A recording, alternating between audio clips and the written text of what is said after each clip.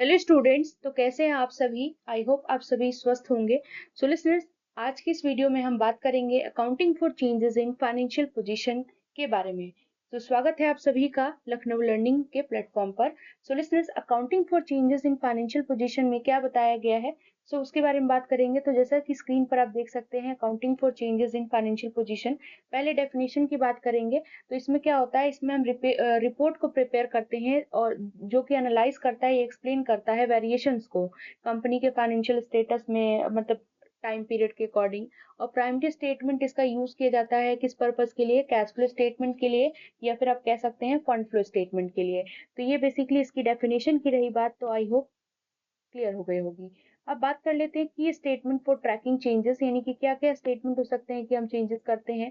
तो सबसे पहला कैश फ्लो स्टेटमेंट। तो कैश फ्लो स्टेटमेंट में हम जानते हैं लिसनर्स कि हम कैश का इनफ्लो और कैश का आउटफ्लो, यानी कि कैश कहाँ से आ रहा है और कहाँ कहाँ से जा रहा है, ये सारी चीजों के बारे में चेक करते हैं। तो हमें कैसे पता चलता है, सिर्फ और सिर्फ कैश फ्लो स्टेटमेंट से। यानी कि ये क्या बताता है कि कैश का कितना इनफ्लो हुआ, आउटफ्लो हुआ, और कैश इक्विवेलेंट उस पीरियड के दौरान। कैश इक्विवेलेंट क्या होते हैं, जो कैश से रिलेटेड ही होते हैं। So listeners, next categorised into, यानी कि ये तीन कैटेगरीज में इसको बांटा गया है, ऑपरेटिंग, इन्वेस्टिंग और फाइनेंसिंग। ऑपरेटिंग क्या होता है बेसिकली कि जो कैश फ्लो होती है कोर बिजनेस ऑपरेशन से रिलेटेड, वो ऑपरेटिंग में आती है। जो एसेट के अगर आप परचेज कर रहे हो, सेल कर रहे हो, तो उससे जो कैश फ्लो हो रहा है वो इन्वेस्टिंग में आती है। और जो इक्विटी या बोरिंग से रिलेटेड चीजें होती हैं वो फाइनेंसिंग में आती हैं, मतलब उससे रिलेटेड जो कैश फ्लो हो रहा है। तो इस तरीके से हम ये अपनी तीनों एक्टिविटीज को करते हैं। और ये जो कैश फ्लो स्टेटमेंट है वो अकाउंटिंग स्टैंडर्ड थर्ड के अकॉर्डिंग प्रिपेयर किया जाता है और इंड एएस 7 के अकॉर्डिंग प्रिपेयर किया जाता है।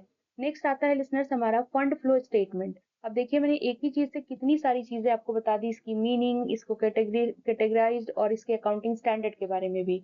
ये आपको काफी हेल्प करेगा लिसनर्स। फंड फ्लो स्टेटमेंट, इसमें क्या होता है, फंड फ्लो स्टेटमेंट में ये मूवमेंट ऑफ वर्किंग कैपिटल को शो करता है। देखिए, फंड का मतलब तो हम सब जानते हैं, अगर शॉर्ट वे में बोला जाए तो फंड का मतलब कैश होता है। लेकिन यहाँ पर जो है फंड फ्लो स्टेटमेंट, यानी फंड का मतलब यहाँ पर वर्किंग कैपिटल से बताया गया है, जिसमें हम फाइनेंशियल पोजीशंस को कंपेयर करते हैं दो पीरियड्स के बीच में। यानी बेसिकली इनका फोकस किस पर रहता है, सोर्सेज और यूजेस ऑफ फंड्स पर। नेक्स्ट इसमें बताया गया है कि कहाँ से हम फंड्स को जनरेट कर सकते हैं और कैसे हम उसका यूज कर सकते हैं। लिसनर्स, ये थे दो पॉइंट्स जो कि काफी इंपॉर्टेंट थे। अब बात कर लेते हैं की कंपोनेंट्स जो कि चेंजेस को ट्रैक करने में फाइनेंशियल पोजीशन में आते हैं। तो सबसे पहला आता है चेंजेस इन वर्किंग कैपिटल। यानी वर्किंग कैपिटल में जो चेंजेस हो रहे हैं, तो मतलब एसेट्स वेरिएशन, यानी current assets and current liabilities के बीच में जो डिफरेंस होता है, उनको हम क्या कहते हैं, वर्किंग कैपिटल कहते हैं। दूसरा आता है हमारा सोर्सेस ऑफ फंड, यानी कि कहाँ कहाँ से होगा। तो मतलब हम अगर शेयर्स इशू कर दें, डिबेंचर इशू कर दें, तो हमारे पास फंड आ जाएगा। या फिर हम अपने फिक्स्ड एसेट्स को बेच दें तो हमारे पास पैसा आ जाएगा।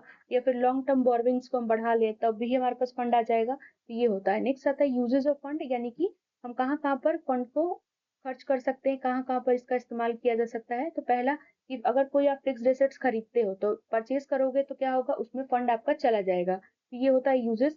फिर पेमेंट ऑफ डिविडेंड, अगर डिविडेंड का पेमेंट कर रहे हैं तो आपका फंड चला जाएगा। अगर किसी डिबेंचर्स का रिडम्पशन कर रहे हैं, यानी रिपेमेंट कर रहे हैं, तो उसके लिए चला जाएगा। लोन का रिपेमेंट कर रहे हैं तो चला जाएगा। फिर आता है हमारा नेक्स्ट पॉइंट है बिजनेस एनालिसिस ऑफ प्रॉफिटेबिलिटी। ये लास्ट पॉइंट है, डिस्कशन करूंगी मैं इसमें। तो लिसनर्स, इसमें क्या करते हैं, नेट प्रॉफिट का कंपैरिजन करते हैं और इसमें प्रॉफिट का डिस्ट्रीब्यूशन करते हैं, जैसे रिटेन अर्निंग्स हो गया, डिविडेंड हो गया, उन सारे दोनों के बीच में। तो आई होप लिसनर्स ये वीडियो आपके लिए काफी हेल्पफुल होगी। आई होप आपको सारी चीज समझ में आ गई। Thanks for watching.